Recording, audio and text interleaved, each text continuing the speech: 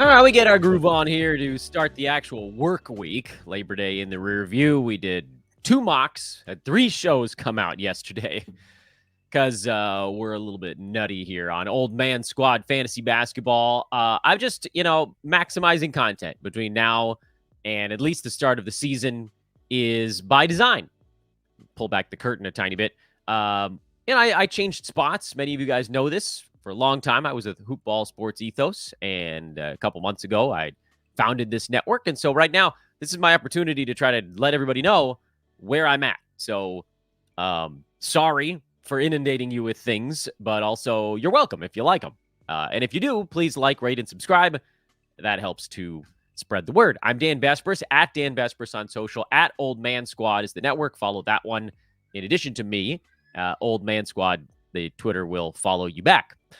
Today, we're getting into the new Yahoo 51 through 75 range. We've done the top 25. We've done 26 through 50. Those videos are also on the Old Man Squad feed.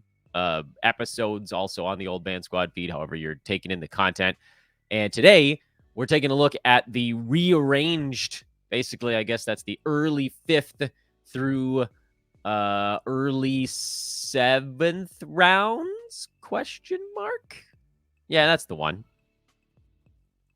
And because I have like 19 things all jammed into 4 hours today, this is going to be a little bit of a lightning round show. So let's go ahead and dive straight in. This is an important chunk of players because this was an area that, as you guys might remember, last time around, I pretty much hated all 25 of them. I don't hate them all anymore. A few players moved up into this range that now are kind of like even money type of guys, but a few dudes also moved down in this range and are suddenly kind of interesting value plays. So let's go ahead and get started. Jaylen Duran is the first name. He's number 51 on the Yahoo board, and not much of a shift for Duran. Only one slot, in fact, from 50 down to 51. This is an overpay for him. I love Jaylen Duran, and you guys, I've said this before, so stop me if you're getting annoyed. My hot take last season was that he would lead the league in rebounding, and it wasn't that far off. Now, by totals, he certainly didn't because he missed 21 ball games, but he was actually 5th in the NBA in rebounds per game at only 29 minutes a contest. If he was playing 35 minutes like Domantas Sabonis, he probably leads the league in rebounds last year. So his rebounding per minute rate is extraordinary, and I don't expect that to change anytime soon. But the problem with Duran is he doesn't get any defensive stats. He's a high percentages for a center, high rebounding, low defensive stats center who's not that prolific at scoring yet. So it's kind of like, and they play very differently, but it's a little bit of that Jonas Valanciunas build of good rebounds, good percentages, no defensive stats. Valanciunas, however, is a more skilled offensive player. He gets half a three-pointer. He'll score around the rim. You can go to him. Whereas for Jaylen Duran, yes, he outscored Valanciunas last year. A lot of that was a minutes played issue. JV played 23 minutes a game. Duran doesn't have game necessarily. So I think this is a little bit too early for him. He was number 79 last year, and that'll grow if he plays a little bit more. Just the rebounds alone will get him there. 2 extra minutes a game, he creeps up into that, low 60s, mid 60s kind of thing. But getting to 50 or higher is going to take 4, probably 5 extra minutes a game or some shift in how he collects defensive stats. And I don't expect that's going to happen. Miles Bridges at 52 is also a guy who moved down 1 slot, and it's not enough. I don't fully understand what the expectation here is on Bridges. He was number 57 last year. And that was heavily without LaMelo Ball, playing 37 minutes per game on that tanking Hornets team. The durability was good. The personality was not. He's going to do less this year. I see almost no chance that he gets to 52, and so I don't like this one at all. Zion at 53 is, of course, a build player. He was number 111 last year if you weren't punting anything, and then you play the whole, okay, what do I need to punt to get him there? Punting free throws is all it takes. You punt free throws, he was number 50 last year, so this spot makes sense for that type of build. If you were punting turnovers as well, he jumps up to number 33. So he's a high turnover, terrible free throw shooting power forward who gets good assists for a power forward. And then, of course, he's a massive positive in field goal percent at high volume 57, one of the best in the NBA at that spot, while also scoring. Typically, those big field goal percent boost guys are not dudes taking 15 or more shots per game. There's only a couple of guys that kind of fill that type of role. So Zion's a build play. I'm obviously not taking him here any place that I'm trying to compete in free throw percent, because if you're trying to compete in free throw percent, he drags you down. If you're punting free throw, he's totally fine in this spot. Maybe a little bit of upside, but again, the Pels are kind of wonky, so I don't know that I'd go down that path. But Zion at 53, punt free throw, fine. Every other scenario, not good. Pascal Siakam is actually not all that different in that regard. If you were punting free throws last year, Siakam slides up to number 53, which is basically exactly his pre-rank. If you were not punting free throws, however, he didn't get to this rank. So back to back. The thing about Siakam is that he doesn't get treated as a punt free throw guy because his number is not that earth-shatteringly bad. He shot 73%, but it was 5 attempts per game. So he kind of like slid under the radar a little bit in terms of the negative impact he had on free throw percent. And it makes sense because the prior year he was at 77%, but his field goal was also much lower. So which Siakam are we going to get this season? It's hard to say. Historically, field goal percent has bounced around a lot. There's been very little consistency in, frankly, either of his percentages throughout his career. And I can't fully explain it.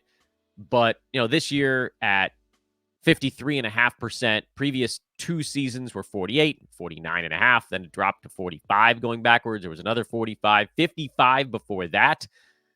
A lot of it has to do with shot profile. His 2-point conversion rate, there were a couple of years where it dipped, but generally it's in the mid-50s, sometimes even creeping into the high 50s, even at 60. His 3-point percentage was better this year in Indiana at 38.5%, but his career 33%er. And so you can kind of trace his field goal percent to how many 3 balls he's taken. 2019, 2020, he took 6 3-pointers a game in Toronto, and so his overall field goal percent was 45. Yes, his 2-point field goal percent was also worse. Just the whole overall shot profile was not as good. My expectation is that he's going to do pretty much what he did in Indiana after the trade last year, which is somewhere between 2.5 and 3.5 3-pointers per game out of about 16 shots per game. And so the field goal percent should be on the better side of what he's done throughout his career. Free throw, I just don't know. Indiana, he shot 70%. In Toronto last year, was at 76%. None of it makes any damn sense. But, you go back to his rookie season, his free throw was 69, 62, 79 twice, 83, dropped all the way back down to 75, 77, and then 73. Trying to predict Pascal Siakam's free throw percent is some, stupid blindfold dart throwing. The way he gets to this pre-rank of 54 is if the field goal holds in the low 50s and the free throw comes back up from 73 to 77 or better, which isn't nuts. It's, quite doable. He was 78th ranked player last year, but you are banking on a thing that we don't have any reasonable expectation that it's about to happen, because this, based on his career, his free throw could go down just as easily as it could go up. He's not a great percentage or a not great defensive stats guy, but he'll score, board, assist, and then presumably field goal percent will be a small positive, I think. We'll see. But again, shot profile suggests that it probably will be. So it's not the worst pick in the world, but I don't really like Siakam at 54 because getting above this feels like a stretch. Immanuel Quickley at 55, however, I do kind of like. We did a long profile on him a couple of times over the last few days, so I don't want to go into too much excruciating detail. But Quickley with the Raptors, when everybody was hurt, he was number 26. When everybody was healthy for 2.5, 3 weeks, he was right around number 50. So there's actually room for slight improvement over that, depending on who's upright around him, if anybody has to take off days or whatever. I just think you're getting Quickley pretty close to the expected outcome, and sometimes a safe play is a good one because the upside is RJ Barrett misses some time. Scotty Barnes misses some time. Whoever, like anybody around him that's taking shots misses some time. Also, Gary Trent is gone, so there is a little bit more out there. So I like Quickley at 55. And he went down 1 slot. Siakam, by the way, went up 8 slots. So that's another reason that I'm not super thrilled about it. Rudy Gobert went down from 52 to 56. This is a very reasonable, normal place to take Rudy Gobert. I have no thoughts on it whatsoever. This is exactly where he belongs. Rudy was right around number 50 pretty much all of last season with some ups and downs mixed in. This is fine. Vooch at 57 was someone that fell 8 slots, and he should have fallen 8 slots because Vooch last year was number 50. He can probably replicate that this coming season, assuming Zach LaVine kind of takes the shots abandoned by the departed, that sounds dark, DeMar DeRozan. But Vooch is also a threat to get traded, shut down, not care, all these things. He's not a target for me, but, now at 57, I don't think that's the end of the world, like end of the 5th round. If he falls any farther than that, beginning of the 6th, I'd be okay with it in a way that I very much was not when he was going 2/3 of a round sooner. Still don't really like it, but I don't hate it anymore. We've moved from a hate to just general dislike. Brandon Ingram at 58, he went the wrong way. He was number 60. He went up the board. Ingram, in that log jam, I want nothing to do with it. And he's not a punt guy in any real capacity. Not a great turnovers dude, but he's decent percentages, like not great steals and blocks, but not the end of the universe levels. Okay rebounds, good assists. Like he's okay at a lot of stuff.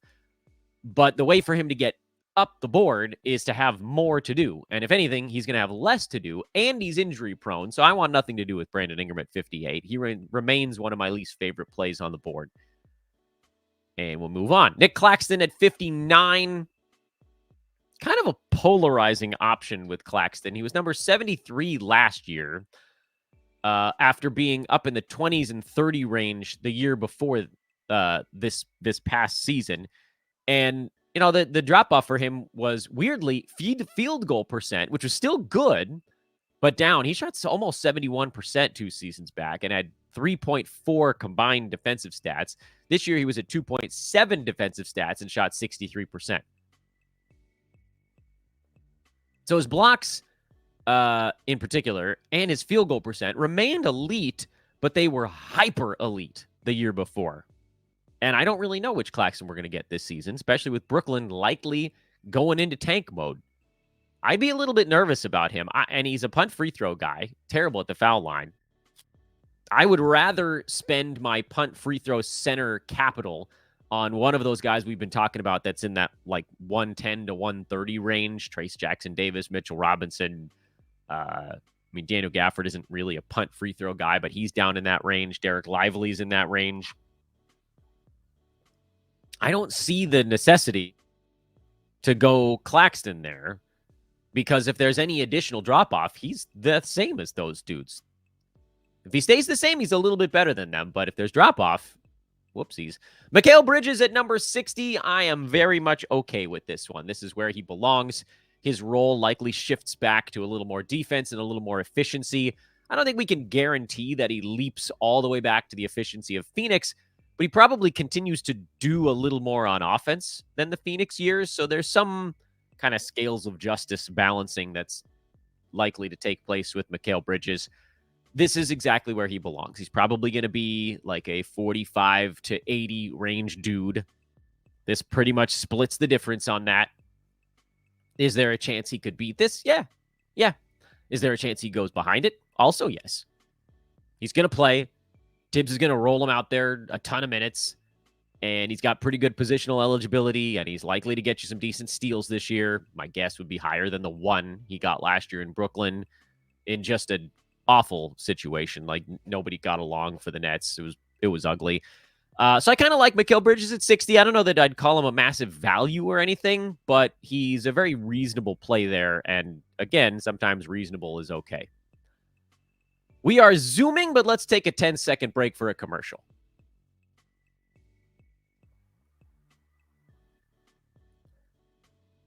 Darius Garland at number 61. We've gone into a lot of detail on where Garland belongs. He was number 109 last year, but a lot of that was a turnovers issue. If you wiped out Garland's turnovers, so 8-cat, he was number 61. And it went about as horribly as a season could go. I would expect both of his percentages to be better this coming year, even if nothing else changes for him. That increases his scoring and threes and positive impact on free throw and reduces the negative impact in field goal. Maybe the turnovers are even a tiny bit lower. Like, even just tiny incremental changes in those things makes him an 8-cat win at 61 and probably a 9-cat, maybe small loss. But you're also looking at one of the last assist guys out there that can get you more than 6.5 for a game in a good season. There's like 2 more after Garland, and they don't score. So I'm okay with him there. It's not my favorite, but I get it. There's the statistical scarcity element, so it makes sense. Zach LaVine at 62. Garland, by the way, who went up from 67 to 61, so it makes it a little bit less fun there. LaVine went up from 71 to 62. This is surprising. And I would say if this was like a Vegas line, it would lead you to believe that he's playing on opening night. I still don't know if LaVine is playing on opening night. And so at 62, that's too rich for my blood. I liked him in the 70s. I don't like him in the 60s. Because now he moves up with some other guys that have a little bit more staying power. Not necessarily this dude. DeAndre Ayton behind him at 63. This is where he belonged. Ayton opened up at an absurd 88 and then jumped up 25 slots. At 88, he was the easiest call in fantasy because even if he played 45 games, it would still be a win.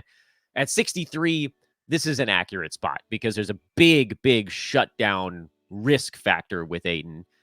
But he's likely to be 2 rounds better than this on a per-game basis. So again, you weigh the two things. Games Caparoto, easy call at 63. Head-to-head, I mean, still okay there, but I'd probably rather have a guy I expect to play in March and April on the head-to-head side. Call him a coin flip, head-to-head, Ayton at this juncture. Tobias Harris jumped way up the board also. He and DeAndre Ayton were some of the biggest pre-rank leapers, from 81 to 64 on Tobias, and I still think he's a value, even at his new pre-rank. Again, reminder, he was number 48 last year.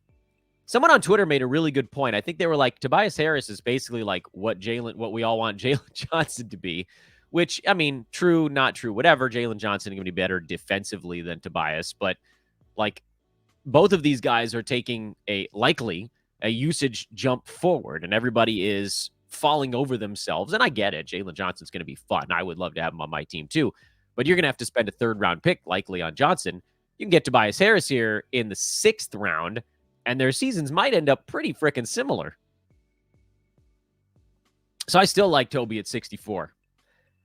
Julius Randle at 65 is probably not a guy I'm targeting. He is more of a, first of all, he's much better in 8-cat than 9-cat, so let's make sure we clear that up. He was number 67 in 8-cat last year, and this is basically what his pre-rank is. So if you're playing 8-cat, this is fine.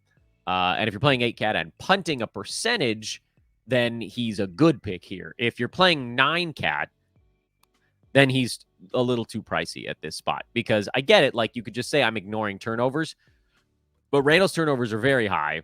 And I don't think the payoff is quite worth it. Like, I'll step in it for, say, Darius Garland, who I know only 1.5 more assists a game last year, but 0.8 steals more per game, better 3-point shooting. You don't get as many points, but I just, Garland, the percentages collectively are not doing quite as much damage as Randall's. I would prefer that stat set. And maybe that's a personal preference thing, but that's just where I sit. So I don't really like Randle here, but again, for 8-cat, I get it.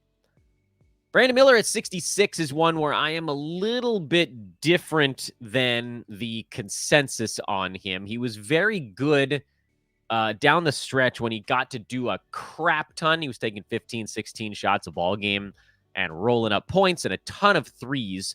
But he's basically like a small forward who plays like a small shooting guard from a fantasy standpoint. Doesn't rebound much, doesn't pass much, doesn't steal much, doesn't block much. Field goal low, free throw high.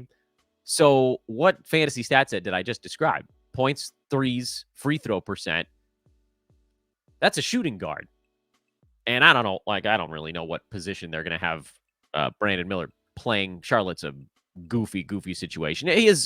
I think his rebounds will be a little better than a typical shooting guard's, and the steals will probably be okay. Like steals and blocks combined, he was at 1.5 last year, and that's not the end of the universe. But like, we're going to need to see a field goal percent growth marker for him. Am I comfortable predicting that? I am not. And that's probably where I differ from consensus. I think a lot of folks are like, look, second year in the league, he's just going to get that field goal percent growth. And I'd say better than 50-50 shot that he does. But then you're like, okay, well, how much? Does he go from 44 to 45, 46? Can he get to 47? If he gets to 47, that probably gets him to this range in rank. And so that's why I'd rather take the guys right behind him on the board, which is Devon Vassell at 67. Far would prefer Devon Vassell, especially because, too, Brandon Miller went up 4 slots in the last pre-rank, so he got a little bit more expensive. Vassell pretty much stayed the same. He went up 1 pocket. And as you guys know, I like to see things. And Vassell was number 68 last year. And if you see any growth from him, then he beats this mark. And it wasn't like the Spurs brought in a whole bunch of usage in the offseason. Harrison Barnes is not going to steal a bunch of Devon Vassell's usage. And if anything, Chris Paul's going to come out there and get these guys set up in a better spot. So, like, the hope here is that if efficiency changes on Vassell, and there's no way to predict that it will or will not, I would say better than 50-50 shot, it gets better. Like 65-35. It could get worse. Everybody could always get worse. Then people have up seasons and down seasons. But if for Vassell, if the efficiency gets a little bit better in either percentage, and if it's both, then he definitely beats this pre-rank. I don't know that he's going to do more on the court than 15.5 shots per game, but I expect him to be better with his time on the court. So I like Vassell at 67.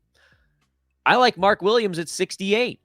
He fell in the last board reshuffling by 9 slots. At 59, we had kind of priced him out a little bit, which was very surprising given he had one of the most frustrating seasons in fantasy last year, playing 19 games and then being listed as doubtful for the next 50. But in 27 minutes a night, he was number 60 in fantasy. He's not a terrible foul shooter at 72% from the big man spot, so you don't have to worry about a punt. If he plays another 2 minutes per game, he's over 10 rebounds, and he's up to 1.2, 1.3 blocks in that situation. He was close to a steal a game last year. So he's probably a 2+ steals and blocks guy and a 10+ rebounds guy and a dude who helps you more than he hurts in percentages. And you can get him now almost a round later. I like Mark Williams at 68, and I think there's a chance he slips farther than that. He's been trending down, if I'm remembering my ADP board correctly. Yeah, he fell by 1.6, probably because of this new pre-rank. He's going at 73.2, which is later than his pre-rank of 68. I love him at 73. Nurk at 69, I do not like all that much in this spot. Nurk scares the bejesus out of me. For one, he is more of a punt free throw dude. He shot 64% last year, and, it could get better. Remember when he shot 90% in the bubble, and we were like, holy crap, Yusuf Nurkic is a second-round player for 8 days. That didn't quite stick. Free throws throughout his career have typically been in the mid to high 60s. That's just where they've been. He had one 8-game run of 89%. Actually, he was at 77% the year before that. That was a weird one. Anomalous. Expect him to be in the 60s. He was also super healthy last year for the first time in about 6 seasons. That was something we should probably say less likely to happen again. But overall, he had about as good of a season as you could expect. And Phoenix got deeper. Mason Plumlee's in town. They brought more wings and guards around. They could run small if they wanted to. If anything, if Nurk's numbers go in any direction, they probably go down. And that's my fear with him. Now, if you're punting free throw, he was number 62 last year. So this was totally fine at 69. But again, I don't see it getting better. So he's probably not a guy I'm targeting here. And frankly, I'd rather go Jakob Poeltl around later because I think he's a safer bet to post similar numbers. Nurk may be a little better. Michael Porter Jr. at number 70. This is fine. He was at 63 before. He's at 70 now. This is like an even money play. I have nothing to say on MPJ. He's going to be right around 75 probably all season long. And so you take him basically where he's going to go, and even money is okay. Keegan Murray at 71 scares me a little bit. He's a guy we're trying to make guesses on based on what DeMar DeRozan is going to do. He was number 59 last year. I don't think he does more this season, but I really liked what he did last year. So is a one-round drop-off a fair place? I think I'd rather him go a little later. And he did fall in the last board from 64 to 71. I bet he falls again in the next board. Maybe I'm wrong, but Keegan, I'd rather get him one round deeper. This is the end of the 6th round, his pre-rank right now. I'd rather get him end of the 7th round, and then I'd start to feel relatively safe. Just a few names left, and we'll wrap this bad boy up. Again, we're kind of moving fast today. Cam Thomas, a huge leaper on the last board, jumped from 92 to 72 and took the fun right out of it. He was number 130 last year. Over the second half of the season, he was number 78, which, mind you, better. Over the last 2 months last year, he was number 85. And over the last 1 month last year, he was number 72, which is precisely where he's getting drafted. That was on 20 shots per game, 6.8 free throws, big negative in field goal, big positive in free throw, scored a ton, 2.5 threes, and not much else. 4 rebounds, 3.5 assists, 0.5 steals, 0.3 blocks. He has no defensive upside whatsoever. 20 shots a game is probably your target. I know there's this like, oh, you're going to take 25 shots a game. Guys just can't keep up that pace for an entire season. They fall apart, especially if they're going into tank mode. I think 72 is about where Cam Thomas belonged. I thought at 92, he was a fun chance to take. At 72, I don't know that there's a whole lot of room for him to jump beyond this. He's not going to just magically become a great passer and go to 5.5 assists per game. 3.5 was actually pretty good for him during that last month. I don't expect his shot profile to change all that much. I don't expect his defensive stats to change all that much. And I'd be a little worried about the 7 free throws keeping up. So I don't like Cam Thomas at 72. He'll be fun.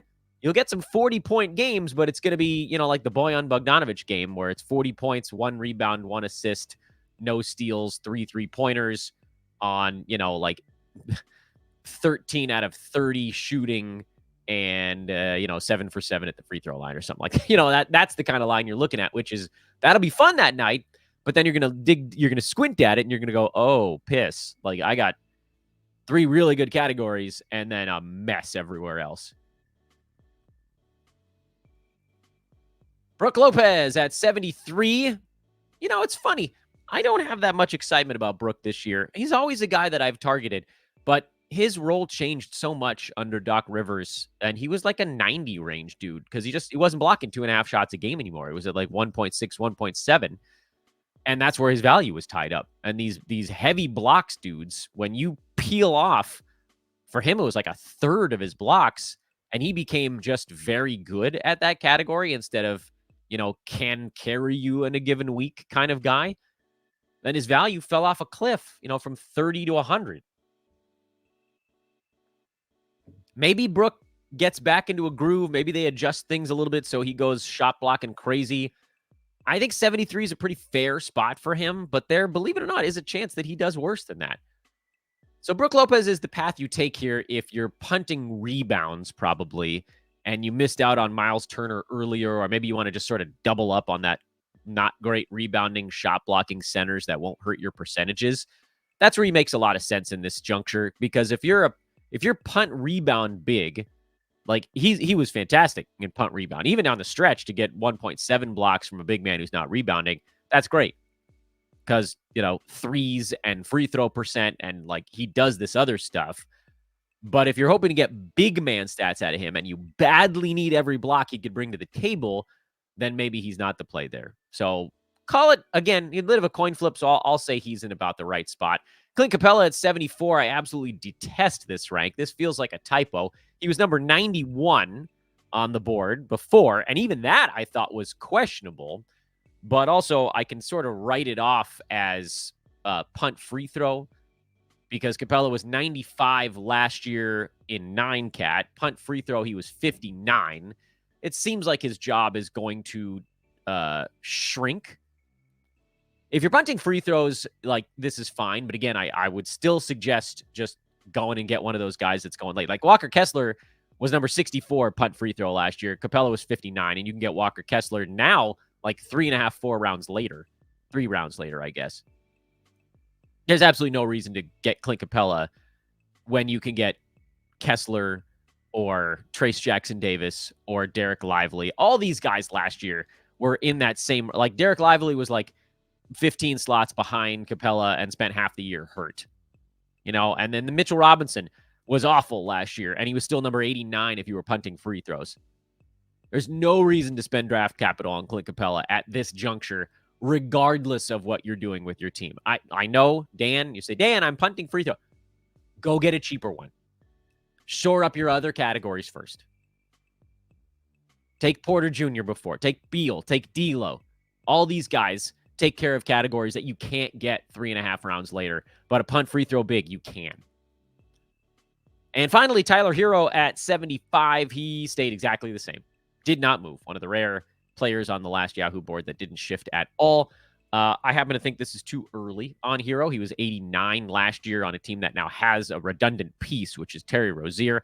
He's also been perennially now pretty dinged up in what I would call as a slightly juiced up shooting guard fantasy profile. Points, threes, free throw percent. He's also better than most shooting guards at rebounding. But otherwise, no defensive stats, bad field goal percent. I mean, like, it's not going to kill you. Herro's not going to kill you at this pick, but there's minimal upside here as long as Rozier, Butler, and Bam are all still around. These guys are going to be sharing the rock. Herro's not going to be the guy initiating. I mean, he's a good basketball player, but the days of him pushing top 50 on a healthy Heat team, probably over. Now, if he gets his free throw number back up, remember a couple years ago, he was in the low 90s. That was crazy, but crazy awesome. Then, yeah, it's a way that he moves up and maybe can get near that 75. But just don't bank on it. Shooting, what did he shoot 2 seasons back? What did I flash up on the screen there? 93%. That's a really hard number to maintain. For someone that's a pretty good shooter, but maybe not like the best on planet Earth. To recap. Oops, I screwed that up. I biffed the recap, ladies and gentlemen. I biffed it. To recap, the players that I do and do not like in this range.